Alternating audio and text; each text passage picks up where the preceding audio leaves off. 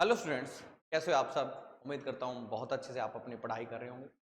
आज हम बेटा अगला नेक्स्ट लेक्चर देखते हैं अपना कि मैग्नेटिक फील्ड में जब charge particle moving charge particle के ऊपर फोर्स लगता है तो उनकी मोशन किस प्रकार की होती है। ठीक है, देखिए बेटा।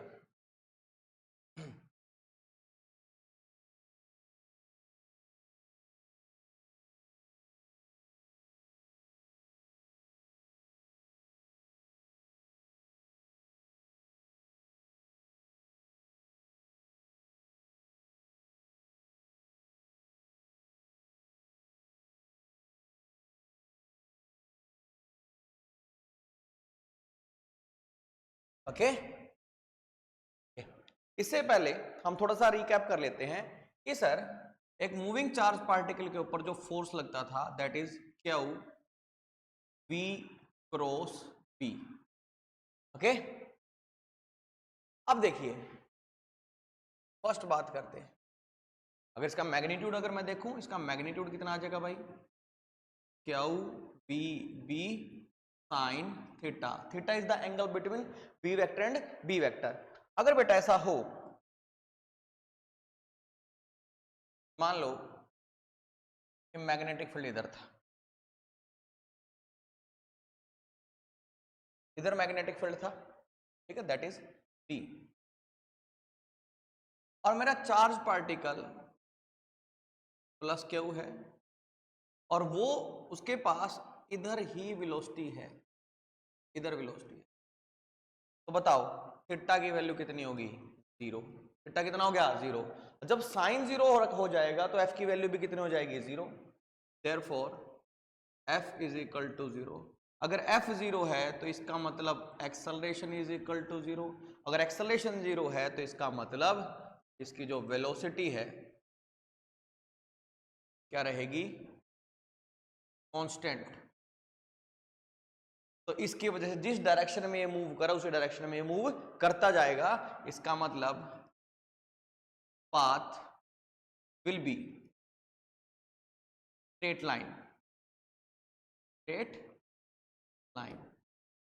तो अगर बी वेक्टर और बी वेक्टर एक ही तरफ है, चार्ज पार्टिकल बी वेक्टर की डायरेक्शन में चल रहा है तो उसके ऊपर कोई फोर्स नहीं लगेगा। मतलब उसकी जो वेलोसिटी है वो क्या रहेगी, सेम। वेलोसिटी सेम रही तो ना डायरेक्शन बदली ना मैग्नीट्यूड बदला, तो स्ट्रेट लाइन मोशन हो जाएगी। सेम बात बेटा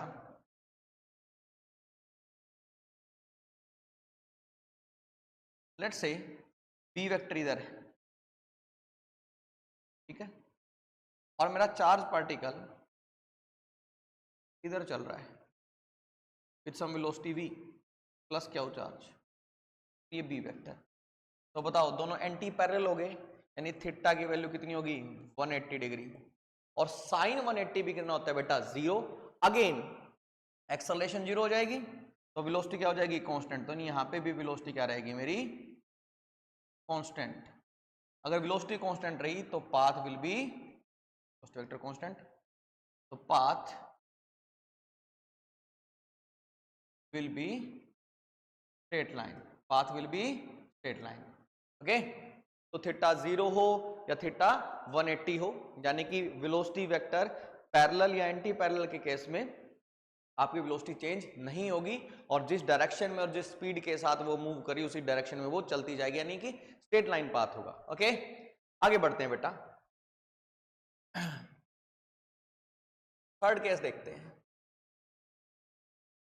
अगर थीटा की वैल्यू 90 डिग्री हो, थीटा की वैल्यू कितनी हो, 90 डिग्री, ये बी वेक्टर दिखा दिया बेटा, यानी इनसाइड मैग्नेटिक फील्ड है। क्या है, इनसाइड। अगर मैं देखूं एफ की वैल्यू इस केस में कितनी हो जाएगी, Q B B sine 90। Magnetic force लगा और मैग्नेटिक फोर्स की वैल्यू कितनी आई, क्यू वी बी। अगर पॉजिटिव चार्ज है तो प्लस आ जाएगा, माइनस है तो माइनस, ठीक है। बट सर हमने देखा था कि मैग्नेटिक फोर्स डायरेक्शन बदलेगा सिर्फ, ठीक है, हम डिस्कस कर चुके हैं कि मैग्नेटिक फोर्स सिर्फ डायरेक्शन बदलेगा, मैग्नीट्यूड नहीं बदलेगा। मतलब इस केस में डायरेक्शन बदलेगी। एक तो सबसे पहले बताइए, अगर मेरा चार्ज पार्टिकल इधर होता, लेट्स से क्यू, और वेलोसिटी इधर है, तो V क्रॉस B करोगे तो सेंटर ऊपर की तरफ आया, क्या आया, सेंटर ऊपर की तरफ। बेटा सेंटर ऊपर की तरफ, सिर्फ डायरेक्शन बदल रही है, डायरेक्शन बदल रही है, तो यहाँ पे क्या आ जाएगा, सर्कुलर मोशन। क्या आ जाएगा, सर्कुलर मोशन। तो देखिए कुछ इस तरह की कहानी बनती है, ऐसे, ओके। तो मैं कहूं तो ऐसे करते हैं सर, अगर यहाँ पे चार्ज पार्टिकल था और उसकी वेलोसिटी लेट से इधर की तरफ थी, प्लस क्यू वेलोसिटी v, तो जब v क्रॉस b किया तो जो सेंटर आया ना आपका, जो सेंटर निकल के आता है, सेंटर इधर की तरफ, फोर्स इधर की तरफ आता है, v क्रॉस b यानी इसके सेंटर की तरफ, ओके। यानी यहाँ पे मेरा क्या आता है, मैग्नेटिक फोर्स। क्या है, मैग्नेटिक फोर्स। अगर नेगेटिव चार्ज होता तो नीचे की तरफ सेंटर आता, फिर सर्कल नीचे बनता, ओके। अब देखिए मैग्नेटिक फोर्स इधर लगता है sir, toward the centre, toward the centre. फिर जब यहां पे होगा, जब भी घूम के इधर आ जाएगा तो इधर की तरफ वेलोसिटी हो जाएगी। अगेन v और b में एंगल कितना हो गया, 90 डिग्री। तो फिर बेटा v क्रॉस b करेंगे, v से b की तरफ, v से b की तरफ, ऐसे कर ले, v cross b, v cross b, तो सेंटर यहां की तरफ आ गया बेटा, इधर की तरफ आ गया। जब यहां पहुंच जाएगा, ये fm इधर लगा है, इधर वेलोसिटी थी मेरी, फिर बेटा यहां वेलोसिटी इधर आई। अगेन v और b में कितना एंगल है, 90 डिग्री, क्योंकि ये इस प्लेन में है, मैग्नेटिक फील्ड इसके परपेंडिकुलर। तो v क्रॉस b कीजिए, v इधर, मैग्नेटिक फील्ड इनसाइड, तो पाम रूल क्या कहता है कि मैग्नेटिक फील्ड क्या गया, नीचे की तरफ। घूम के फिर डायरेक्शन बदली है ना बेटा, तो वेलोसिटी इधर आ गई, लेट्स से ये v, मैग्नीट्यूड सेम रहेगा। अगेन v से b, palm rule, v cross b किया तो उधर की तरफ। यानी अगर मेरा थीटा 90 डिग्री है तो क्या होगा, path will B circular, path will B circular. But condition ये है बी वेक्टर का मैग्नीट्यूड शुड बी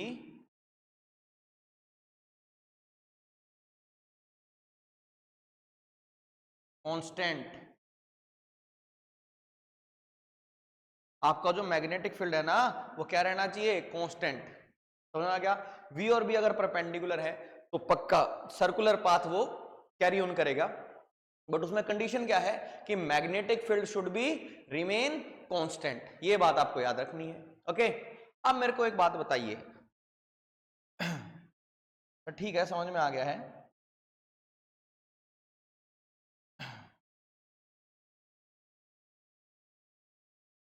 अब सर इस सर्कुलर पाथ की कोई रेडियस तो होगी कि नहीं होगी, दिस इज रेडियस, ये रेडियस हम निकालेंगे। अब ध्यान से समझिए, तो इस सर्कुलर पाथ की हम कुछ चीजें ऑब्जर्व करते हैं। अब मेरे को बताओ, ये जो एफएम है ये किसका काम कर रहा है, सेंट्रीपिटल फोर्स का, सेंट्रीपिटल फोर्स। यानी क्योंकि सेंटर की तरफ लगा ना, सेंट्रीपिटल फोर्स का काम करेगा, तो F M should be equal to M V square by R. M क्या है, चार्ज पार्टिकल का मास। आप लिख दीजिए यहाँ पे मास कितना है, लेट से एम, ठीक हो गया। तो मास देखिए सर, एफ एम की वैल्यू तो कितनी आई थी, क्यू वी बी साइन 90 1 हो गया था। बेटा देख, एक वी से एक वी गया, तो यहां से आर की जो वैल्यू आती है, आर की value M V by Q B, M V by Q B. यह क्या आ गया, उस सर्कुलर पाथ का रेडियस। फिर बेटा और देखो, टाइम ऑफ फ्लाइट निकाल लेते हैं, ओ सॉरी टाइम ऑफ ओरिएंटेशन, मतलब एक वो कितने, एक रिवोल्यूशन कितने टाइम में वो कंप्लीट कर देगा, ठीक है कि नहीं है। टाइम ऑफ रिवोल्यूशन यानी कि कैपिटल टी। ओके, टी किसके इक्वल होता है? 2 pi by omega. 2 pi by omega. Omega क्या है? Angular speed. Angular speed. Omega का फॉर्मूला तो sir omega is equal to V by R. Omega is equal to V by R, ठीक है, क्योंकि वी का फॉर्मूला क्या होता है? Omega cross R. ओमेगा में और आर में, ओमेगा अगर ऐसे घूम रहा है तो ओमेगा तो बेटा बाहर की तरफ आ गया, और सर आर इस प्लेन में है, तो हर कंडीशन में ओमेगा की डायरेक्शन और आर की डायरेक्शन में कितना एंगल होगा? 90 डिग्री, क्योंकि प्लेन ही अलग हो गए ना, ठीक है, हो गया कि नहीं हो गया? तो ओमेगा और आर में कितना एंगल है? 90 डिग्री। तो V is equal to omega R, ठीक है।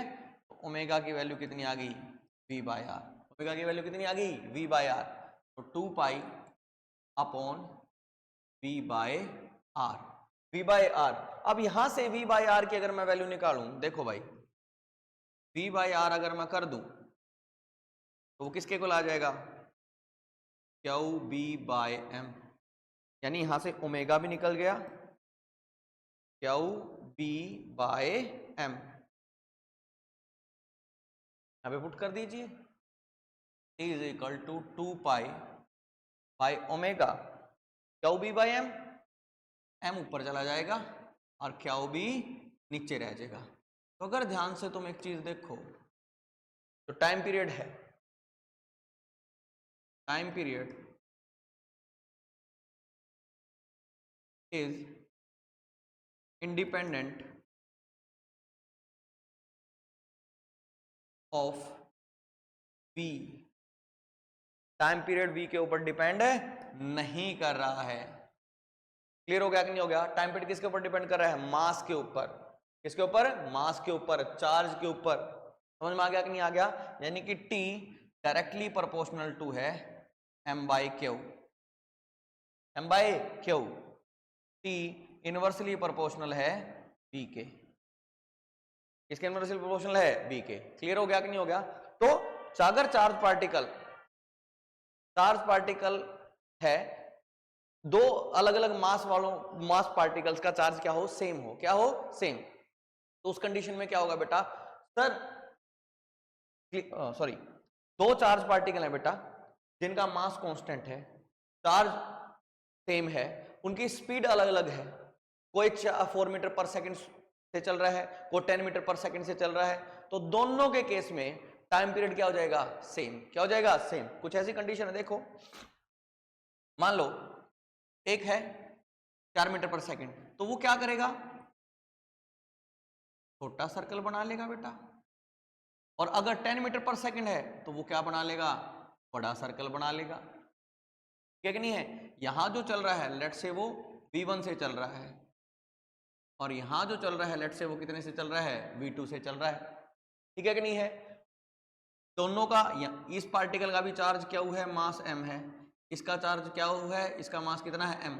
तो एक बात याद रखना, यहाँ पे टाइम पीरियड अगर T1 लगा, यहाँ पे टाइम पीरियड कितना लगा? T2। तो क्या होगा? अगर चार्ज और मास सेम है, चार्ज और मास क्या है? सेम है, तो याद रखना कि T1 इज इक्वल टू क्या हो जाएगा? T2। T1 is equal to क्या हो जाएगा? T2। ओके, एक मिनट रुकिए बेटा, इंपॉर्टेंट क्वेश्चन है, ध्यान से समझिए। इन्होंने कहा यहां पे जो V वेक्टर है वो बोल दिया भाई V naught J cap. V naught J cap, T is equal to 0 पे उसकी जो वेलोसिटी थी V नोट जे कैप। इन्होंने कहा जो B वेक्टर है वो है भाई B नोट आई कैप। B नोट आई कैप, यानी कि T इज इक्वल टू 0 पे वेलोसिटी तो y एक्सिस में है और मैग्नेटिक फील्ड x एक्सिस में है। Okay,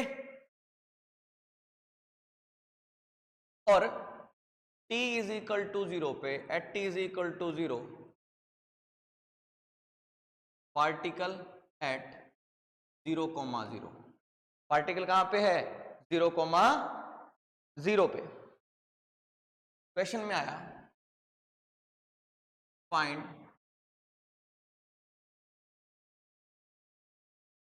coordinates of particle at any time t, यानी कि आपको कोऑर्डिनेट निकालना है, एक्स कोऑर्डिनेट किसी टाइम t पे, ठीक है। जनरल इक्वेशन प्रिपेयर करनी है, बस ये समझ लीजिए, y eight any time t and z coordinate eight any time t। Clear हो गया कि नहीं हो गया? अब छोटी सी बात समझिएगा,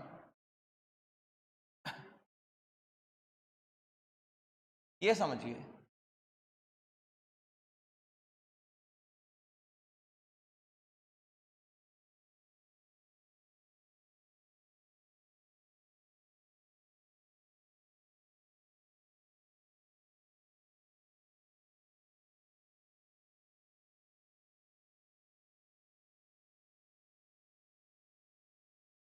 मान लो बेटा ये x एक्सिस है, ये क्या है y एक्सिस, और जो आपकी z एक्सिस होती है वो बाहर की तरफ है, ये बाहर की तरफ, ये मेरी क्या है z एक्सिस। ऐसा ही होता है मोस्टली x y और z। अब बात ये है कि आपको इस फ्रेम, इस रेफरेंस एक्सिस को भी थोड़ा सा रोटेट करना पड़ेगा। आप कोशिश कीजिएगा कि जो मैग्नेटिक फील्ड है या तो प्लेन के आउटवर्ड रहे या प्लेन के इनवर्ड रहे, ठीक है, ताकि जो सर्कुलर मोशन हो वो हमारे प्लेन में हो जाएगी। किस में हो जाएगी? प्लेन में। क्यों? क्योंकि आपकी पिछले उसमें देखिए, इसमें आपकी वेलोसिटी भी इसी प्लेन में है और आपकी एक्सेलरेशन भी इसी प्लेन में आ गई, बोर्ड के प्लेन में। तो जब वेलोसिटी भी इसी प्लेन में है, एक्सेलरेशन भी इसी प्लेन में है, तो मोशन भी इसी प्लेन में होगा कि नहीं होगा? इसलिए तो आप कोशिश कीजिए कि जो मैग्नेटिक फील्ड की एक्सिस है, ठीक है, उसको इस तरह से अरेंज कीजिए, रेफरेंस एक्सिस को घुमाना ही तो है बेटा, ताकि मैग्नेटिक फील्ड या तो इनवर्ड रहे या क्या रहे, आउटवर्ड। सर ये कैसे करेंगे समझिए। अब बेटा इधर x, इधर y और इधर क्या है z। क्लियर हो गया कि नहीं हो गया? x y और z। अब मैग्नेटिक फील्ड है ना सर, मैग्नेटिक फील्ड मेरा x एक्सिस की तरफ है, प्लस x की तरफ। मैग्नेटिक फील्ड क्या है? प्लस x की तरफ, ये x और ये y। अगर मैं z इधर था, आगे की तरफ क्या है z। क्लियर हो गया कि नहीं हो गया? अब देखो, अगर मैं x को ऐसे घुमा दूं, a इधर z है, अगर मैं x को ऐसे घुमा दूं तो ये जो z इधर की तरफ था वो इधर आ जाएगा कि नहीं आ जाएगा? तो समझो तुम बात को, x है, ये y है और सामने की तरफ क्या है z। अब मैग्नेटिक फील्ड प्लस आई कैप में है। अब आप ऐसा करो, ये जो प्लस x है इसको अंदर की तरफ टिल्ट कर दो, तो ये जो z था ना ये इधर की तरफ आ गया कि नहीं आ गया? क्लियर हो गया कि नहीं? यानी कि इस रेफरेंस एक्सिस को घुमाएंगे तो हम ऐसे भी कह सकते हैं, y तो एज इट इज रही, y तो ऊपर की तरफ रही, तो ऐसे भी बोल सकते हैं। पर हुआ ये, y तो इधर रही, z मेरा इधर आ गया, बट x मेरा अंदर की तरफ चला गया, x। होप सो आपको समझ में आया हो। क्लियर हो गया कि नहीं हो गया? तो ऐसे ही करेंगे हम, ओके, जरा समझिए। क्लियर है? आगे बढ़ते हैं बेटा, अगले पेज पे करता हूं क्वेश्चन। तो सबसे पहले तो मैग्नेटिक फील्ड तो इनसाइड बनाना है, मैग्नेटिक फील्ड तो किधर बनाना है? इनसाइड। वो पीछे को कर लेते हैं।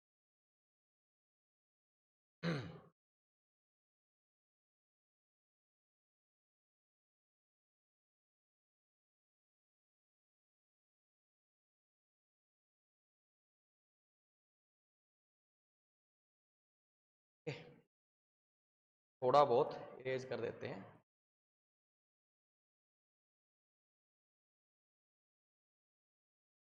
काम आ जाएगा, तो ज्यादा टाइम खा जाएगा ये।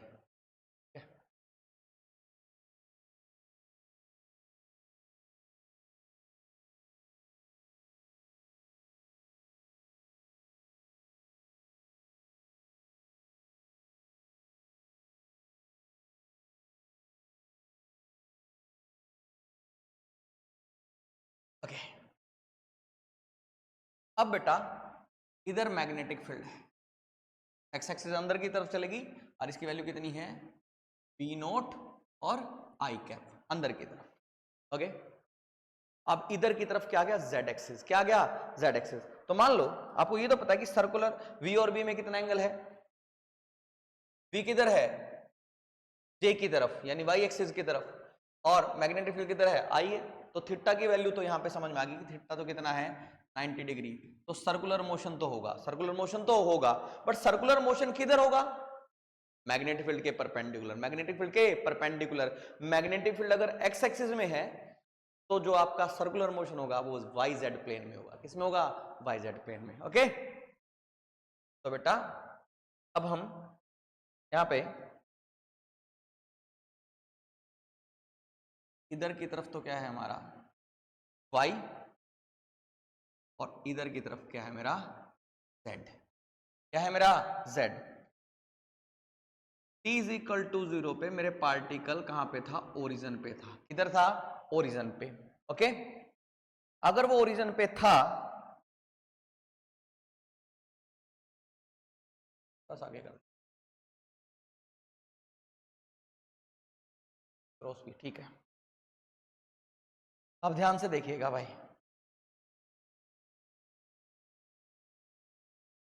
सर यहां पे जो मेरा चार्ज पार्टिकल था, एक तो प्लस चार्ज था, प्लस क्यू था, ठीक है, नहीं गिवन है। यहाँ पे मान लेना यहाँ पे क्या है, चार्ज प्लस क्यू है और मास कितना है m, प्लस क्यू है और मास कितना है m, जरूरत पड़ जाए तो। अब देखिए चार्ज पार्टिकल प्लस क्यू और वेलोसिटी, ये वाई एक्सिस थी और ये क्या है जेड एक्सिस, एक्स अंदर की तरफ है। तो सर यहाँ पे t इज इक्वल टू 0 पे मेरी जो वेलोसिटी है, मेरी जो वेलोसिटी है वो इधर की तरफ है, that is v note, that is v note. अब मेरे को बताओ v क्रॉस b किया, v और b किधर है? अंदर की तरफ, तो बेटा पाम उधर की तरफ आई कि नहीं आई? यानी कि सेंटर उधर आएगा, यानी जो सर्कल बनेगा वो इस तरफ बनेगा, इस तरफ। क्लियर हो गया? तो देखिए सर यहां पे जो सर्कल बनेगा और वेलोसिटी, जो वेलोसिटी है वो हमेशा क्या रहेगी? टेंजेंशियल। क्या रहेगी? टेंजेंशियल। ओके, अब सर ये सर्कल सेंटर इधर होगा भाई इसका, क्योंकि मैग्नेटिक फील्ड इधर लग रहा है, इधर मैग्नेटिक फील्ड लगा। क्लियर हो गया कि नहीं हो गया? अब मेरे को किसी भी टाइम पे इसके क्या बताने हैं? वाई कोऑर्डिनेट और जेड कोऑर्डिनेट और एक्स कोऑर्डिनेट। देखो बेटा सबसे पहली बात तो ये एक्स में चलेगा नहीं, क्योंकि ये वाई जेड प्लेन में चलेगा। तो सर एक्स की वैल्यू, तो x coordinate x eight any time T, तो कितना होगा? 0। पहली बात तो ये क्लियर होगी, क्योंकि चलना ही वाई जेड प्लेन में है, एक्स में तो चला ही नहीं। अब देखिए बता देते हैं, अब ध्यान से समझो भाई। मान ले पार्टिकल घूम के यहां पे आ गया eight any time T, eight any time T. Okay, अगर किसी टाइम टी पे वो यहां पे घूम के आया है, तो मेरे को एक बात बताइए, इससे यहां की जो दूरी होगी that is R, that is R, दिखाई दे रहा है ना? हाँ साफ, कोई दिक्कत होनी तो नहीं चाहिए। सेंटर से, सेंटर इधर, इसकी दूरी कितनी है? आर। ओके, अब चार्ज पार्टिकल अगर यहां आ गया है, चार्ज पार्टिकल अगर यहां आ गया है, तो मेरे को एक बात बताइए,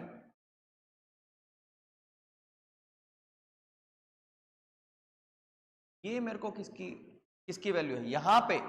ये क्या है? ये कोऑर्डिनेट है z का, ये कोऑर्डिनेट क्या है? z का। निकालें कैसे? लेट्स से ये t टाइम में कितना घूम गया है? थीटा घूम गया है। कितना घूम गया है? थीटा। पहले तो यहां पे था, घूम के इधर आ गया है, तो कितना घूम गया है? थीटा घूम गया है। थीटा इज इक्वल टू क्या होता है? Omega T. ये t इज इक्वल टू 0 था और ये किसी t टाइम पे, तो ये थीटा की वैल्यू क्या होगी? Omega T. थीटा की वैल्यू कितनी होगी? Omega T. बिल्कुल, ओमेगा की वैल्यू कितनी है? देखिए ओमेगा की वैल्यू हमने फाइंड आउट की थी, ओमेगा की वैल्यू क्या है? Q B by M. कितनी है? Q B by M. तो Q B by M into T. Clear हो गया? बट अगर इस छोटी ट्रायंगल को देख भी लो, ऐसे देखो, दैट इज आर, ये एंगल कितना है? थीटा। तो ये जो निकल के आया है ना, ये कितना होगा? आर कोस थीटा, और ये जो निकल के आया है वो क्या है? R sine theta. क्या आर साइन थीटा वाई का कोऑर्डिनेट है? और ये जो टोटल आया है, ये यहां से यहां तक, वो कितना आया है? R cos theta. और पूरा कितना था यहां से यहां तक, आर था। कितना था, आर।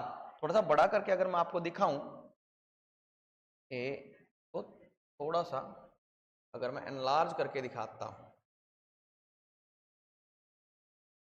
आगे ऐसे, थोड़ा सा देखिए, थोड़ा सा अच्छा समझ पाओ आप।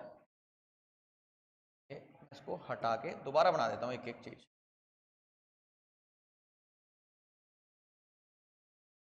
तो रह गया, तो हुआ है और डिलीट, अरे भाई हो जा रहा है। ठीक है बेटा, कोई बात नहीं, हम यहां से समझ लेते हैं।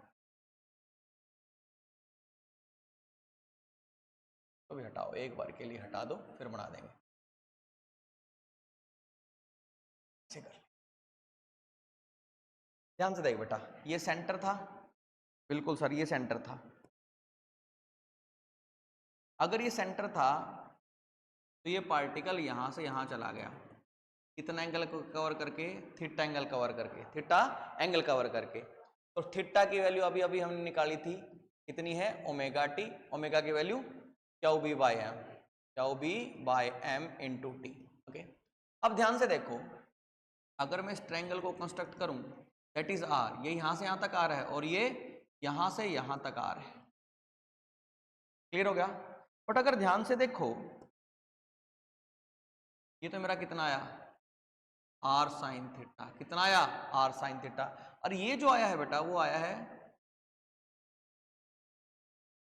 आर कोस थीटा, यहां तक, सिर्फ यहां तक। बट मेरा जेड कोऑर्डिनेट तो ये है ना, जेड कोऑर्डिनेट तो मेरा ये है, यहां से यहां तक। तो अगर मैं ध्यान से देखूं, सर वाई कोऑर्डिनेट तो मेरे को मिल गया, वाई तो कितना है, plus r sine theta, plus r sine theta. और जो मेरा जेड कोऑर्डिनेट मिला है, सर आर में से आर कोस थीटा घटा दो, आर में से आर कोस थीटा घटा दो, वही तो मिला है, ओरिजिन से इतनी दूरी पे तो है।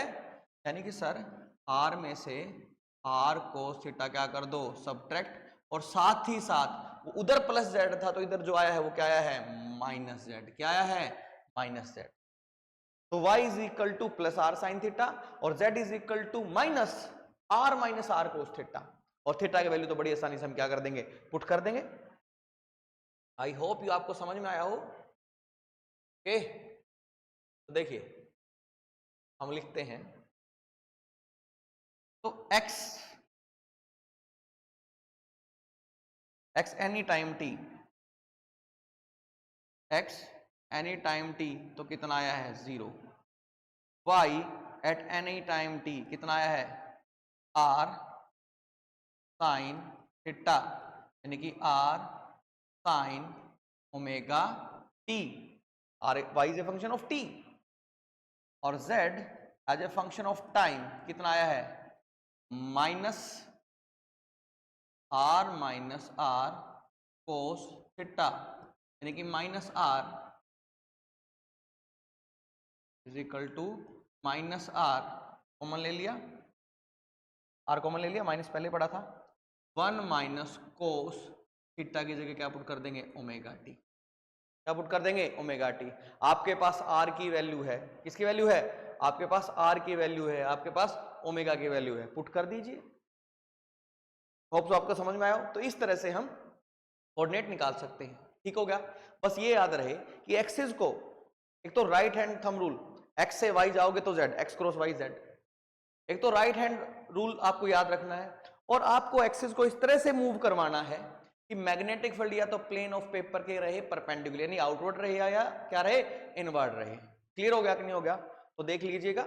ठीक है, और ये बड़ा ध्यान से, ये जरूर ध्यान से देखिएगा कैसे निकाला है। ओके, आगे बढ़े, चलिए आगे बढ़ते हैं बेटा।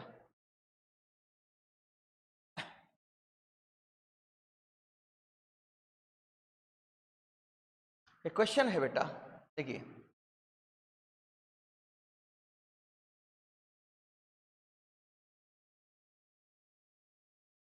ऐसा समझ कि यहां से एक रीजन शुरू होता है और अंदर मैग्नेटिक फील्ड, इसके बाद मैग्नेटिक फील्ड इनसाइड है, इसके बाद मैग्नेटिक फील्ड क्या है, इनसाइड है।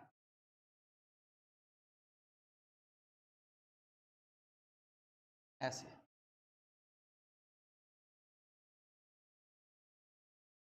मैग्नेटिक फील्ड कांस्टेंट है और इनसाइड है।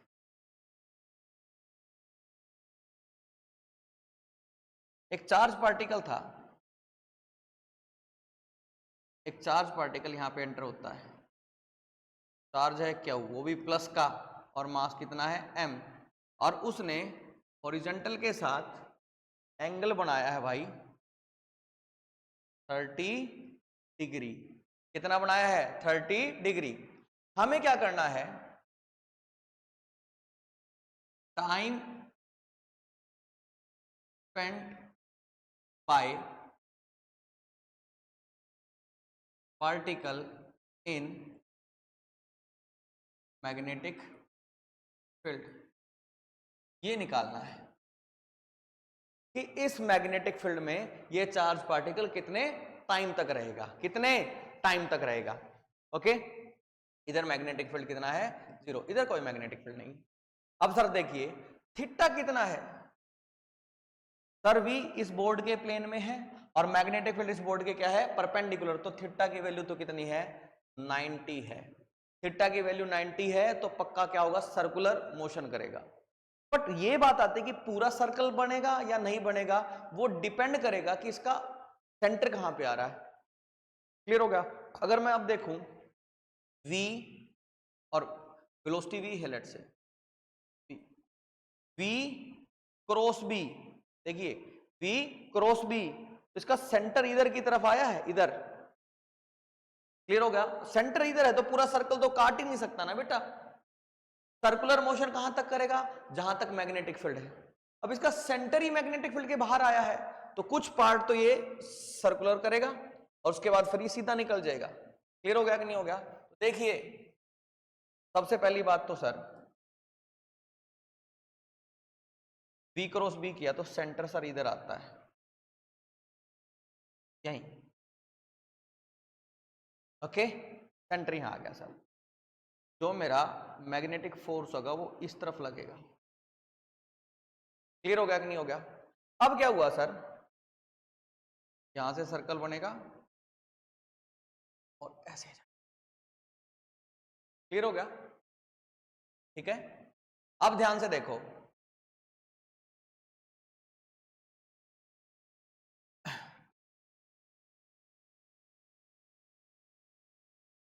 अगर मैं इसकी बात करूं तो ये क्या है सर? अगर इसको सेंटर बोल दिया गया है तो ये पक्का क्या है? रेडियस, क्योंकि वेलोसिटी टेंजेंट की डायरेक्शन में है। वेलोसिटी किधर है? टेंजेंट की डायरेक्शन में। तो सर अगर यहां वेलोसिटी की बात करूं तो यहां पे वेलोसिटी इस डायरेक्शन में होगी। क्लियर होगा? और किस तरह से होगी? एक बात याद रखिए, जिस एंगल से रीजन में एंटर करता है उसी एंगल से वो क्या करता है? एग्जिट भी करता है। तो ये भी कितना होगा? 30 डिग्री। तो देखिए अगर ये सेंटर है तो इस ये भी रेडियस होगी। क्लियर हो गया? थोड़ा सा वो बन रहा है, एक काम करते हैं तो थोड़ा सा ऊपर बना देते हैं, स्ट्रेच कर देते हैं।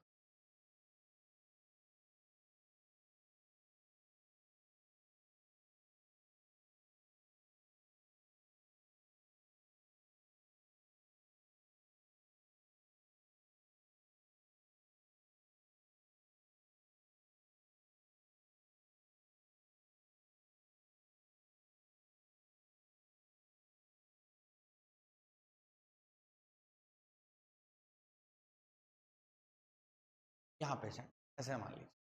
ठीक हो गया? आई थिंक अब थोड़ा सा ठीक दिखाई दे रहा है। यहाँ पे सेंटर, ये भी रेडियस बेटा, तो ये भी क्या है? रेडियस।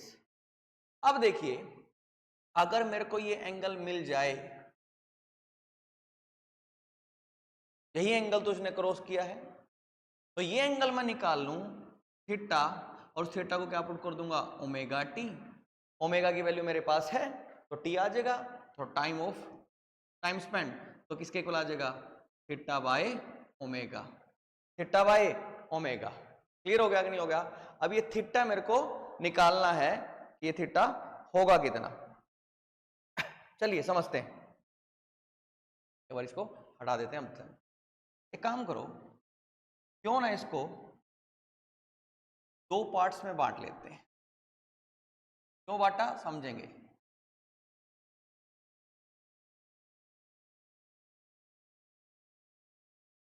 बेटा ये अगर 30 डिग्री था तो ये कितना हो जाएगा 90 डिग्री, क्योंकि रेडियस और टेंजेंट के बीच में एंगल कितना होगा 90 डिग्री।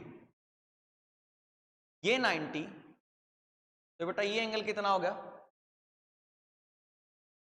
एंगल कितना हो गया बेटा, ये पूरा का पूरा कितना था, अगर मैं ध्यान से देखूं तो ये एंगल कितना था 90 डिग्री था, और ये एंगल भी कितना होगा 90 डिग्री, तो ये एंगल कितना आ जाएगा 60 डिग्री, कितना आ जाएगा 60 डिग्री। क्लियर है?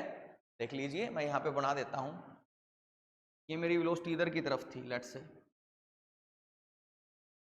और ये जो मेरा रेडियस था इधर की तरफ था, और इसने हॉरिजॉन्टल के साथ कितना एंगल बनाया था 30 बनाया था, कितना बनाया था 30, और इधर की तरफ क्या थी मेरी y एक्सिस लेट्स से। अब ध्यान से बताओ, इसको एंगल 1 लिख देते हैं, इसको एंगल 2 और इसको एंगल क्या लिख देते हैं 3। खुद सोच के बताओ, angle 1 plus angle 2 is equal to कितना है 90 डिग्री, एंगल 2 प्लस एंगल 3 भी कितना है 90 डिग्री। इसका मतलब angle 1 is equal to angle 3, और एंगल 3 कितना है 30 डिग्री, कितना है 30 डिग्री। तो ये जो एंगल मेरा बना है ना, ये वाला एंगल अगर मैं यहां कंस्ट्रक्ट करूं तो कि ये कितना हो जाएगा 30, अगर ये 30 तो ये कितना हो जाएगा 60, कितना हो जाएगा 60। बेटा ये वाला एंगल कितना बना है 30 बना है, ये 30 बना, अगर यहाँ पे मैं परपेंडिकुलर ड्रॉ करूं ये 30 तो ये कितना हो गया 60, क्योंकि 90 होना है। क्लियर हो गया? तो ये 60 डिग्री। ओके, इसको हटा देते हैं। तो बात ये समझ में आ गई कि ये जो एंगल है 60, अगेन ये भी कितना हो जाएगा 60, तो जो पूरा एंगल था वो कितना हो गया 120, कितना हो गया 120, तो 120 डिग्री बाय ओमेगा। 120 डिग्री को क्या लिखेंगे 4 into pi by 6, 4 into pi by 6 upon omega, तो t is equal to 2 pi by 3 omega, 2 pi by 3 omega. Omega की वैल्यू आप वेल नोन है भाई, ठीक हो गया कि नहीं हो गया? तो ये आ गया टाइम। ठीक है बात, क्लियर हो गया? 2 पाई बाय 3 ओमेगा, ओमेगा की वैल्यू कितनी है क्यू बी बाय एम, तो टाइम जो स्पेंड किया है वो कितना हो गया 2 पाई बाय 3 ओमेगा की value Q B by m, क्या गया टाइम तुमने स्पेंड किया है। क्लियर है? तो इस तरह से हम अलग अलग क्वेश्चन कर सकते हैं बेटा। ओके, यहीं तक रखें। ओके बेटा, नेक्स्ट लेक्चर में फिर मिलेंगे कुछ नए क्वेश्चंस के साथ। ठीक है, तब तक पढ़ते रहिए। कोई दिक्कत है तो आप मैसेज कर सकते हैं, नंबर आपके पास है, और कमेंट करके आप मेरे को बता सकते हैं। ठीक है बेटा, खुश रहिए, पढ़ते रहिए, मुस्कुराते रहिए।